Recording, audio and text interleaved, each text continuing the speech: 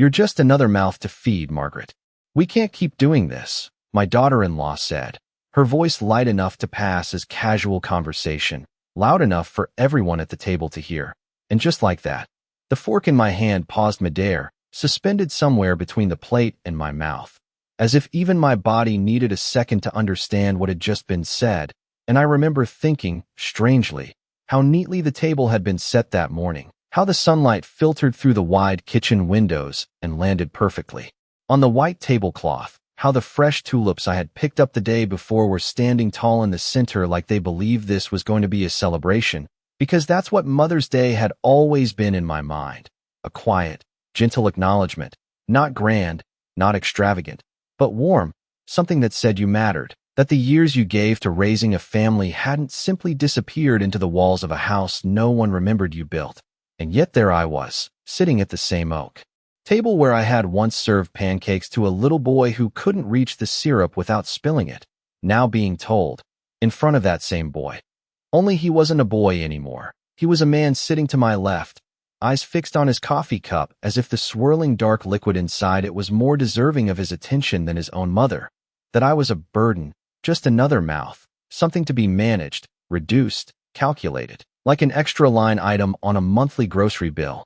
And for a moment, no one spoke. Not Daniel, not Ashley, not even the couple across the table who had been invited to brunch as if this was any other Sunday gathering, their polite smiles frozen in place, unsure whether to pretend they hadn't heard or to acknowledge the tension that had suddenly wrapped itself around the room. And I did the only thing I had trained myself to do over the years, the same thing I had done through countless small slights that never quite rose to the level of confrontation, but always lingered long enough to leave a mark. I smiled, not because I found anything amusing, but because it was easier than letting the silence stretch into something unbearable. And I placed my fork down carefully beside my plate, aligning it with the edge the way I always had, precise, controlled, as if maintaining that small order could somehow hold the rest of my world together. And I remember noticing the details, because that's what happens when something inside you shifts. You start to see everything with a clarity that feels almost cruel. The faint clink of glass as someone adjusted their water, the soft hum of the refrigerator in the background, the way Ashley leaned back in her chair with a confidence that suggested she had rehearsed this moment. And I wondered, briefly, how long she had been waiting to say those words out loud. How many times she had thought them before deciding today was the right day. Mother's Day of all days. A morning that had started with me standing in my kitchen at 6:30 a.m., measuring flour, cracking eggs, making sure everything was just right because I still believed, perhaps foolishly, that effort mattered, that showing up mattered, that love, even when it wasn't returned in equal measure, still had weight. And I glanced at Daniel then, just for a second, giving him the opportunity one didn't say out loud, the chance to correct what had been said, to laugh it off, to say something, anything, that would shift the tone back to something resembling normal. But he didn't. He simply cleared his throat and reached for his coffee. And in that small, almost insignificant movement, something settled in my chest, not loudly, not dramatically, just a quiet understanding, like a door closing somewhere deep inside a house you've lived in your whole life. And I realized then that this wasn't a moment that had appeared out of nowhere. It was the result of many smaller moments I had chosen not to examine too closely. The missed invitations, the conversations that happened around me instead of with me, the subtle changes in how I was addressed, all of it adding up to this single sentence that now hung in the air like it belonged there. And I stood up slowly, smoothing out the front of my cardigan, making sure my hands didn't betray the slight tremor I could feel building beneath the surface. And I said, as evenly as I could manage, I didn't realize I was such an inconvenience. Because dignity, I've learned, isn't about raising your voice. It's about knowing when not to. And no one stopped me as I stepped away from the table. No one reached out. No one said my name.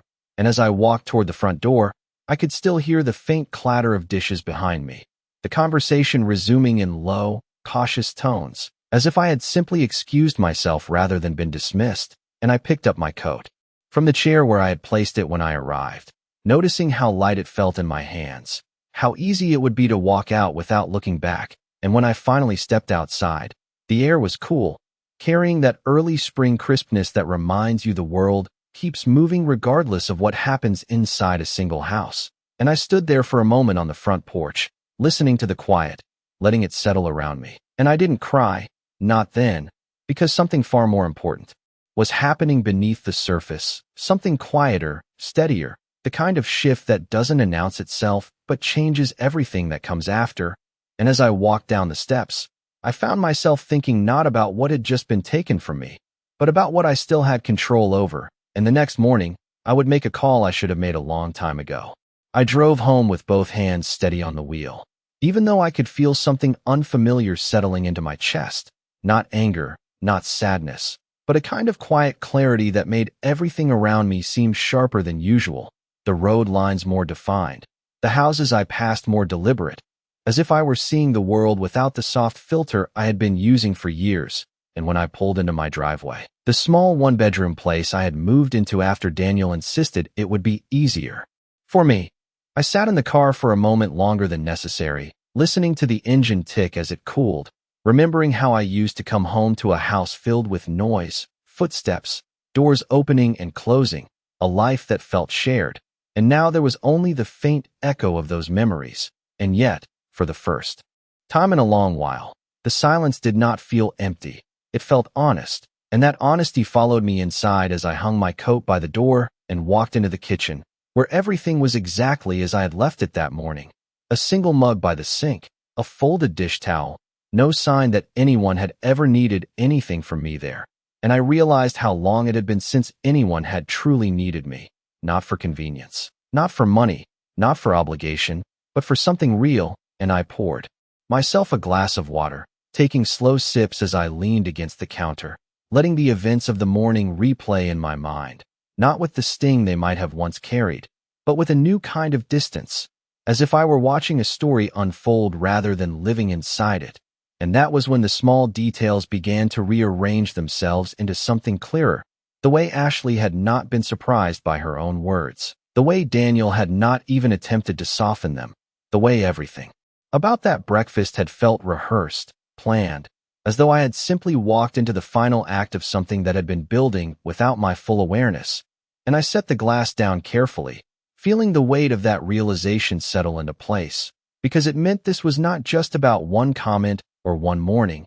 It was about intention, about decisions made long before I ever sat at that table. And I walked over to the small desk by the window where I kept my papers, bills, and documents neatly organized, a habit I had never lost, even when there had been little reason to maintain such order. And I opened the drawer slowly, my fingers brushing against envelopes and folders until they landed on the one I had not looked at in months, maybe even years, the one with my late husband's name written in careful print across the top. And for a moment, I hesitated, not out of fear, but out of recognition that once I opened it, I would not be able to return to the version of myself who had chosen not to look too closely at certain things. And I pulled the folder out and placed it on the desk, running my hand over the surface as if reacquainting myself with something I had once understood very well. And I remembered the conversations we used to have, late at night, when the house was quiet and the world felt small enough to manage. The way he would insist that I always keep track of what was mine, not in a selfish way, but in a practical one, because he believed that security was not something you waited for someone else to give you. It was something you protected yourself. And at the time, I had nodded, agreeing in the way you do when you trust that the person beside you will always be there to handle the harder parts. And now, standing alone in a quiet room with a folder in my hands, I understood what he had really meant, and I sat down, opening it carefully, scanning the familiar lines, the legal language that once felt distant but now carried a new weight. And as I read, I felt that same steady clarity deepen, because there, in black and white, was something that did not shift with moods or opinions, something that did not depend on whether I was seen as useful or not. And I closed the folder slowly, placing it back on the desk with deliberate care, because I did not need to rush, not anymore. And as I stood up, I glanced at the clock on the wall, noting the time, not because I had somewhere to be, but because I was beginning to understand that timing, like everything else, mattered. And the next morning, I would pick up the phone and make a call that would not be about asking for anything, but about confirming what had always been there, waiting for me to claim it. The next morning arrived without ceremony, just a pale wash of light through the curtains and the quiet hum of a world that did not know anything had shifted, and I moved through my routine with the same measured pace I had always kept, making coffee, setting a slice of toast on a small plate, sitting at the table by the window where I could see the street begin to wake up, and there was something steadying about that normalcy, something that allowed my thoughts to settle into place rather than scatter, because for years I had told myself that small discomforts were part of family life, that it was better to overlook than to confront, better to adjust than to disrupt. And yet now, with everything laid bare in a single sentence the day before, I could no longer pretend those adjustments had not been slowly shifting the ground beneath me. And I thought about Daniel, not as the man who had sat silently at that table, but as the boy who once asked me if I would always be there when he came home from school, the boy who believed my presence was something permanent, something unquestioned. And I realized how easily those roles had reversed without me noticing, how somewhere along the way I had become the one waiting to be acknowledged, to be included, to be considered. And I took a slow sip of coffee, letting the warmth settle in, because clarity, I was beginning to understand, was not loud. It did not arrive with confrontation or raised voices. It arrived quietly, in moments like this, when there was no one else to shape your thoughts for you. And after I finished breakfast, I rinsed my cup and placed it in the sink, drying my hands carefully before walking over to the phone on the counter. And for a moment, I simply looked at it, not out of hesitation, but out of recognition that this call was not about reacting to what had happened.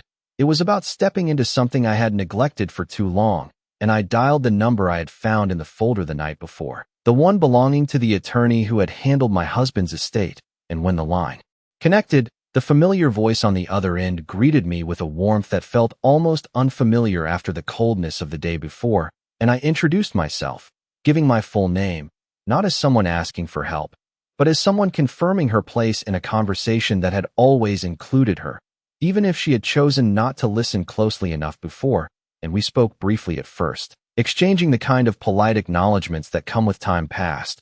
But then I explained why I was calling, not in detail, not recounting the breakfast or the words that had led me here, but simply stating that I wanted to review everything that had been set in place, to understand clearly what belonged to me, what had been arranged, what had been assumed. And there was a pause on the other end, not of confusion, but of careful consideration, as if he understood that this request carried more weight than the words themselves suggested, and he agreed to meet, offering a time later that afternoon, and I accepted without needing to check anything else, because there was nothing else that required my attention more than this. And when I hung up the phone, I stood there for a moment, noticing how different the room felt, not because anything had physically changed, but because I had, and I moved with a quiet purpose as I gathered my things, the folder, my coat, my keys, each action deliberate, each step part of something larger than the simple act itself. And as I stepped outside and locked the door behind me, I did not feel like someone leaving something behind. I felt like someone walking towards something that had been waiting patiently, unchanged, unaffected by opinions or dismissals. And as I got into my car and started the engine, I glanced once at my reflection in the rearview mirror, not searching for reassurance, but acknowledging the woman looking back at me, the one who had spent years giving without question and was now, finally, beginning to understand the value of what she had always had. And I drove toward the office with a calm that was not born from comfort, but from certainty, because for the first time in a long while, I was not reacting to someone else's decisions. I was making my own. I had not been inside that office in nearly 3 years, and yet the moment I stepped through the glass door, everything felt exactly as I remembered it. The quiet carpeted hallway, the soft lighting that made everything appear calm and controlled, the faint scent of polished wood and paper that seemed to linger in the air, and I found myself slowing my pace without meaning to, as if my body recognized this place as somewhere important long before my mind caught up. And when I reached the reception desk, the young woman there greeted me with a polite smile, asking for my name. And I gave it fully, clearly, not rushed, not softened, just Margaret Collins. And hearing it spoken aloud in that space felt different somehow, more solid, as if it carried weight beyond simple identification. And she nodded, checking something on her screen before asking me to have a seat. And I did, lowering myself into the chair with the same composed posture I had maintained the day before, because composure, I was beginning to understand, was not about pretending nothing had happened. It was about deciding what mattered enough to respond to. And as I waited, I glanced around the room, taking in the framed certificates on the wall, the neatly arranged magazines on the table, the quiet conversations happening behind closed doors, all of it reminding me that this was a place where decisions were recorded, where intentions were turned into something permanent, something that did not shift based on moods or convenience. And after a few minutes, the door to the inner office opened, and he stepped out. Older than I remembered, perhaps, but with the same steady presence, the same careful way of observing before speaking. And when he saw me, there was a moment of recognition, followed by something that looked almost like respect, and he greeted me warmly, extending his hand, and I stood to meet him, returning the gesture with equal steadiness. And as we walked into his office, I felt that quiet clarity from the morning settle even deeper, because I was not here by accident. I was here because something inside me had finally aligned with something that had always been true.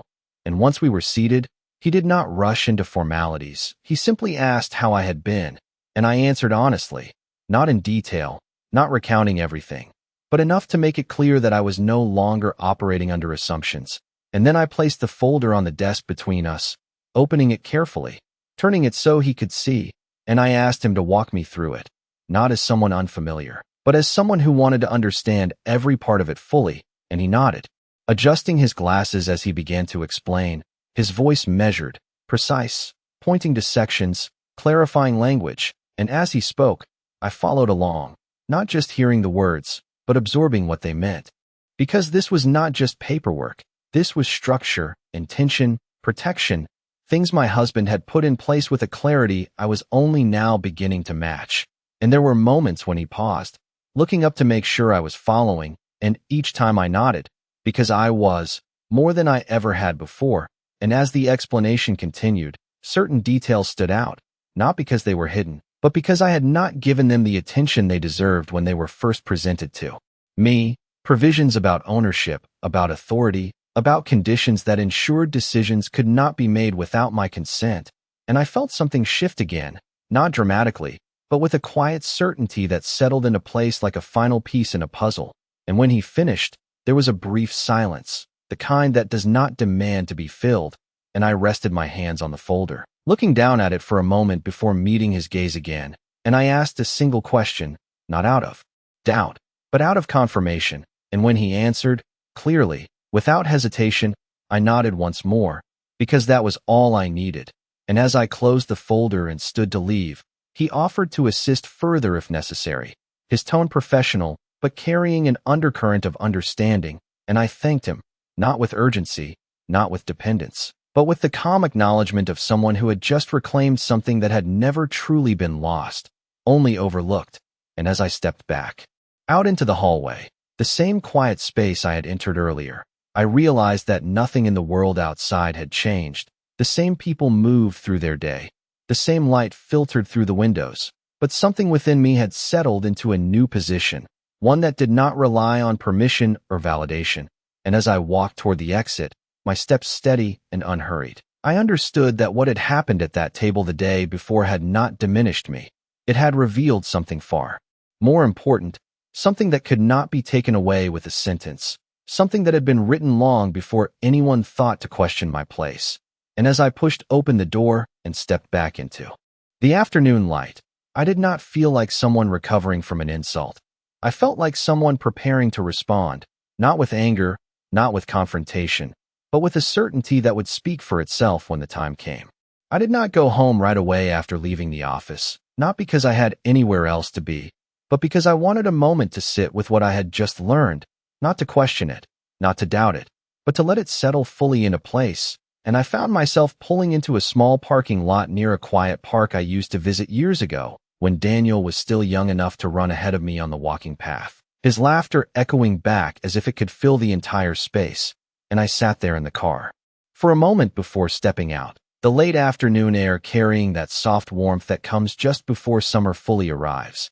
And as I walked slowly along the path, I realized how much of my life had been spent in motion for other people, moving from one need to the next, one responsibility to another, always adjusting, always accommodating. And yet now, For the first time in a very long while, my steps felt unhurried, not because I had less to do, but because I finally understood what actually mattered. And I thought about the documents, about the careful way everything had been structured, not out of control or dominance, but out of protection, and I could almost hear my husband's voice again, steady and practical, reminding me that security was not about trusting others blindly.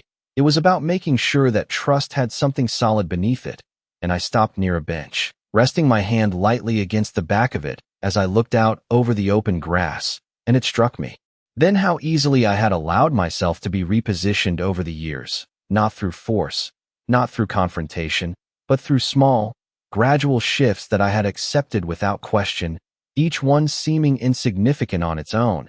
And yet together they had created a version of my life where I was no longer at the center of my own decisions, and I sat down slowly, letting that realization settle in fully.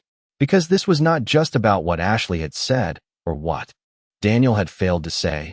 It was about how long I had been willing to accept less than what had already been given to me. And I did not feel anger as I thought about them, not in the way I might have expected, because anger would have required me to see their actions as something personal, something targeted. And what I was beginning to understand was that their behavior had been built on assumption, on the quiet belief that I would continue to adjust, continue to give, continue to remain in the background without ever questioning the arrangement. And that belief, more than anything else, had allowed them to say what they said so easily. And I leaned back slightly, folding my hands in my lap as I let my thoughts move forward instead of backward, because the past, as clear as it had become, did not need to be relived.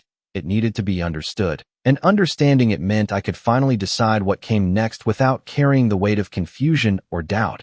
And as I sat there, I began to see the shape of it, not as a dramatic confrontation or a sudden change, but as a series of deliberate choices, quiet, measured, the kind that would not draw attention immediately, but would shift the balance in ways that could not be ignored. And I stood up after a while, brushing my hands lightly against my skirt, feeling that same steady calm settle over me again. Because this was no longer about reacting to a moment. It was about responding to a pattern. And as I walked back to my car, I already knew the first step would not involve a conversation. Not yet. Because conversations could be deflected, minimized, reshaped into something else, and what I needed now was something that could not be reinterpreted, something that existed independently of anyone's opinion. And as I drove home, I mentally reviewed what needed to be done, the accounts that required clarification, the documents that needed to be revisited, the small but important details that would quietly reinforce what had already been established. And when I pulled into my driveway, I did not hesitate this time. I stepped out, walked inside, and went directly to my desk, opening the folder again, not with uncertainty, but with intention, and I began to make notes, writing things down in a neat, deliberate hand, each line a step forward, each decision grounded in the clarity I had gained. And as the light outside began to fade, casting longer shadows across the room, I realized that nothing about this felt rushed or impulsive. It felt inevitable, as if I had simply returned to a path I had once been on before allowing myself to drift away from it. And I closed the folder once more, placing it carefully back in the drawer, because I did not need to carry it with me everywhere. I only needed to know it was there, solid and unchanged. And as I turned off the light and prepared for the evening, I felt something settle into place that had been missing for a long time. Not validation, not approval, but ownership. The quiet understanding that what came next would not be shaped by what anyone thought I deserved, but by what had already been set in place long before they ever questioned it. The following days unfolded with a quiet precision that might have seemed ordinary from the outside. But to me, every small action carried intention, every decision carefully placed like a stone in a path I was rebuilding step by step. And I began with the simplest things first, the accounts that had once been shared in conversation but rarely questioned, the statements that arrived each month and were glanced at but not examined closely. And I sat at my desk in the late morning light, reading through each line slowly, not because the information was difficult, but because I wanted to see it clearly, without assumption, without the comfortable blur that comes from trust extended too far, without verification. And I noticed details I had overlooked before, not because they had been hidden, but because I had not been looking for them. Small transfers, changes in how certain payments were categorized, adjustments that on their own seemed harmless, but together suggested a quiet shift in control, and I wrote everything down, dates, amounts, notes in the margin that helped me map out the pattern, and as I did, I felt that same steady clarity deepen, because this was no longer about reacting emotionally. It was about understanding structurally, and once you understand the structure, the response becomes almost inevitable, and I did not rush, I did not call anyone, I did not send messages asking for explanations, because explanations could be shaped, softened, turned into something that felt reasonable when placed in the right context, and I was no longer interested in context that obscured the truth. I was interested in what stood on its own, unchanged, and later that afternoon, I made a second call, not to confront, but to confirm, speaking again with the attorney's office, asking specific questions this time, narrowing my focus, ensuring that what I had read was not just understood, but actionable, and the answers came with the same calm certainty as before, reinforcing what I already knew, and when I hung up, I did not feel the need to revisit the conversation. I simply noted what needed to be done next. Because clarity does not require repetition, it requires movement, and that evening, as I prepared a simple dinner for myself, I found that my thoughts were no longer circling the events of that breakfast. They had moved beyond it, not because it had been resolved, but because it had served its purpose.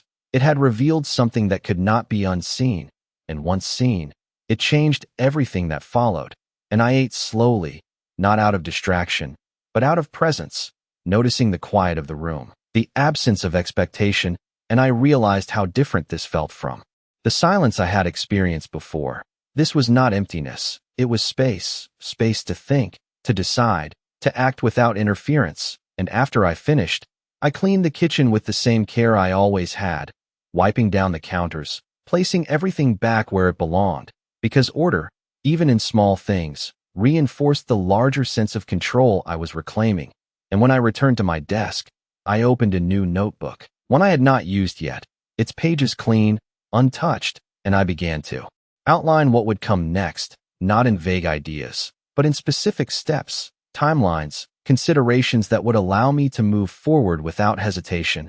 And as I wrote, I found that there was no urgency in my movements, no need to rush toward a conclusion, because this was not a reaction, it was a process, one that required patience and precision, and I paused at one point, pen resting lightly against the paper, considering the role Daniel and Ashley would play in what came next, not as adversaries in a confrontation, but as variables in a situation they believed they understood, and that belief, I realized, was what would make the difference, because they were operating under the assumption that nothing had changed, that I would return to the same place I had always occupied, adjusting, accommodating, accepting, and I closed the notebook gently, because for now, that assumption needed to remain intact, not challenged, not corrected, but allowed to exist just long enough for the next steps to take shape around it. And as I stood up and turned off the light, the room settling into a soft darkness, I felt no need to revisit the past again. It had already given me what I needed, and everything ahead would be built not on what had been said to me, but on what had always been mine to begin with. 2 days passed before Daniel called, and I knew the moment I saw his name appear on my phone that it was not concern that prompted him.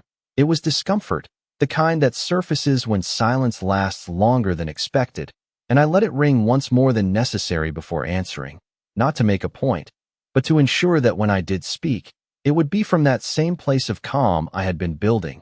And when I picked up, his voice carried a lightness that felt practiced, as if he had rehearsed. The tone he believed would smooth over what had been said, asking how I was, mentioning the breakfast as though it had been a minor misunderstanding rather than a deliberate statement, and I listened without interrupting, allowing him to fill the space with explanations that never quite addressed the core of what had happened. And when he paused, waiting for my response, I did not offer him the reassurance he seemed to expect. I simply said that I was fine, that I had been taking care of a few things, and there was a slight shift in his tone then, a hesitation, as if he had anticipated resistance or emotion and did not know how to proceed without it.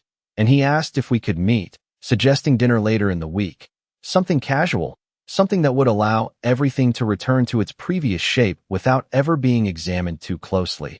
And I agreed, not because I needed the conversation, but because I understood its place in what was unfolding. And after we ended the call, I set the phone down gently, noticing how little it had affected me, because the version of myself he was speaking to no longer existed in the way he expected, and that realization carried with it a quiet strength, one that did not need to be displayed, only maintained. And later that afternoon, I continued with the steps I had outlined, contacting the bank, not with urgency, but with precision, asking for clarifications, confirming details, ensuring that everything aligned with what I had already seen in the documents. And the conversations were straightforward, professional, free of the emotional weight that had once accompanied any discussion involving family and finances. And that separation, I realized, was essential, because it allowed me to see each part of the situation clearly, without the interference of obligation or habit. And as the day moved on, I found myself reflecting not on what I would say when I saw Daniel and Ashley again, but on what I would not say, because silence, when chosen deliberately, has a way of revealing far more than any explanation ever could. And I knew that when we sat down together, they would be watching for signs, for cues that would tell them whether their assumptions still held, whether I would resume my role as they understood it. And for now, that uncertainty would remain unanswered, not out of avoidance, but out of intention, because what I was building did not require their immediate awareness. It required their continued belief that nothing had fundamentally changed, and that belief would give me the time and space to move forward without interference. And that evening, as I closed my notebook and turned off the light, I felt a quiet sense of alignment settle over me once again, because everything was unfolding exactly as it needed to, not rushed, not forced, but guided by a clarity that had replaced confusion. And for the first time in a very long time, I was not waiting for someone else to decide what happened next. I was already several steps ahead, moving with a certainty that did not need to be announced to be real. The restaurant Daniel chose was the kind of place that tried to feel comfortable without being memorable. Soft lighting, neutral colors, a quiet hum of conversation that made everything seem polite on the surface. And as I walked in, I noticed immediately that they were already seated, Ashley with her back straight and composed, Daniel leaning slightly forward as if ready to guide the evening in a direction he had already decided on. And when they saw me, their expressions shifted almost in unison, smiles appearing just a fraction too quickly, as though they had practiced this moment. And I greeted them calmly, taking my seat without hesitation, placing my hands neatly on the table as I glanced at the menu, not because I needed to study it, but because it gave me a moment to observe without being observed too closely. And the conversation began as I expected, light at first, Daniel asking about my week, Ashley commenting on the weather, small details meant to reestablish a sense of normalcy. And I responded in the same measured tone, not offering more than what was asked, not resisting, simply allowing the exchange to unfold without adding anything unnecessary. And as the server came and went, taking our orders, refilling water glasses, I could feel the underlying tension that neither of them acknowledged directly, the unspoken awareness of what had happened still present beneath every word. And eventually, Daniel cleared his throat slightly, shifting in his seat as he leaned back, his gaze settling on me with a look that carried both expectation and uncertainty. And he began to speak about the breakfast again, framing it as a misunderstanding, suggesting that Ashley had been under stress, that things had come out wrong. And Ashley followed with a soft apology that felt carefully constructed, her tone gentle, her words chosen to sound sincere without admitting anything specific. And I listened, my expression unchanged, because I understood now that what they were offering was not an apology. It was an attempt to restore balance without addressing the foundation that had allowed the imbalance to exist in the first place. And when they finished, there was a brief silence, one that stretched just long enough for them to realize I was not going to fill it in the way they expected. And I simply nodded once, acknowledging their words without validating them, and said that I understood, nothing more, nothing less. And I could see the flicker of confusion in Daniel's eyes, the way he searched for a reaction that would give him direction, but there was none to find, because I was no longer participating in the same pattern. And the conversation moved on after that, returning to safer topics, work, plans for the summer, things that did not require depth. And I engaged just enough to maintain the rhythm of the evening, but never enough to suggest that everything had returned to what it had been. And as we ate, I noticed the small exchanges between them, the subtle glances, the brief pauses, as if they were recalibrating in real time, trying to understand a version of me that did not respond in familiar ways. And that uncertainty settled quietly into the space between us, not disruptive, but present. And when the meal ended and the check arrived, Daniel reached for it immediately, his gesture automatic, and I let him, not because I needed to, but because it reinforced the role he believed he still occupied. And as we stood to leave, Ashley offered a brief embrace, her movements light, careful, and I returned it with the same measured composure. And when we stepped outside, the evening air cool against my skin, Daniel asked if everything was all right, his voice carrying a note of concern that felt more like a request for reassurance than a genuine question. And I met his gaze steadily, telling him that everything was exactly as it should be. And in that moment, I knew he did not fully understand what I meant, but that was not something I needed to explain, not yet, because what mattered was not what they thought had been resolved, but what was already in motion beneath the surface. And as I walked to my car, leaving them standing there under the soft glow of the streetlights, I felt that same quiet certainty settle over me once again, because nothing about this had been accidental, not the breakfast, not the silence, not even this carefully constructed evening. It had all revealed exactly what I needed to see, and now, with that clarity firmly in place, the next steps would not require words, they would speak for themselves when the time came. The next morning began like any other, quiet, steady, the kind of morning that does not announce change but carries it quietly beneath the surface. And I moved through my routine with the same deliberate pace I had maintained all week, preparing my coffee, standing by the window as the light stretched slowly across the street, watching as neighbors stepped out of their homes unaware of the quiet shifts happening in lives beyond their own. And I found comfort in that normalcy, not because I wanted things to remain the same, but because I understood now that real change did not require disruption, it required consistency. And after finishing breakfast, I walked to my desk, opening the drawer and taking out the folder once more, not out of doubt, but as a final acknowledgement before action. And I reviewed everything again, not line by line this time, but with the confidence of someone who already knew what she would find. And then I closed it, placing it gently back where it belonged, because today was not about reviewing. It was about moving forward. And I picked up the phone, dialing the bank with the same calm precision I had carried into every step so far. And when the representative answered, I stated my name clearly, confirming my identity, requesting the changes I had already prepared for, adjustments that did not raise alarm, that did not disrupt, but that quietly reestablished the structure exactly as it had been intended. And as the conversation continued, I could hear the efficiency in their tone, the way they processed my requests without question, because everything I was asking for was already supported, already documented, already mine. And when the call ended, I set the phone down without hesitation, because there was no need to second-guess what had just been done. It was not an impulsive decision. It was the completion of something that had been in place long before anyone assumed it could be altered. And I spent the rest of the morning organizing the remaining details, small things that would go unnoticed at first, but would become clear in time. Confirmation sent, access points secured, each step reinforcing the same quiet truth. And as the afternoon approached, I allowed myself a moment to sit, not in reflection, but in recognition of what had already been set into motion. And I thought briefly of Daniel and Ashley, not with resentment, but with a kind of detached understanding, because their actions had not created this outcome.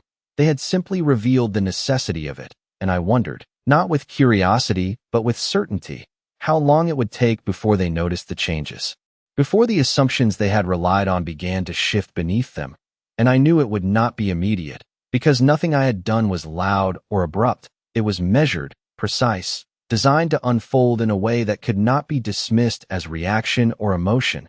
And as the day moved forward, I continued with my routine, stepping outside for a short walk, the air warm against my skin, the world carrying on as it always had. And yet everything felt different, not because the outside had changed, but because I had finally aligned myself with what had always been true. And when I returned home, I paused at the doorway for a brief moment, looking into the quiet space that was mine, fully mine, not borrowed, not tolerated, but secured in a way that no opinion could alter. And I stepped inside with a calm that felt complete, not temporary, not dependent on what would happen next, but rooted in something far more stable. And that evening, as I prepared for bed, I did not replay the events of the week. I did not anticipate the reactions that would come, because those were no longer things I needed to manage. They would unfold on their own, in their own time. And as I turned off the light, the room, settling into stillness around me, I understood with quiet certainty that the moment at that table had not been the day I was diminished. It had been the day everything became clear, the day assumptions were exposed, the day I stopped adjusting and started reclaiming. And whatever came next would not be shaped by what they had said, but by what had always been mine to begin with.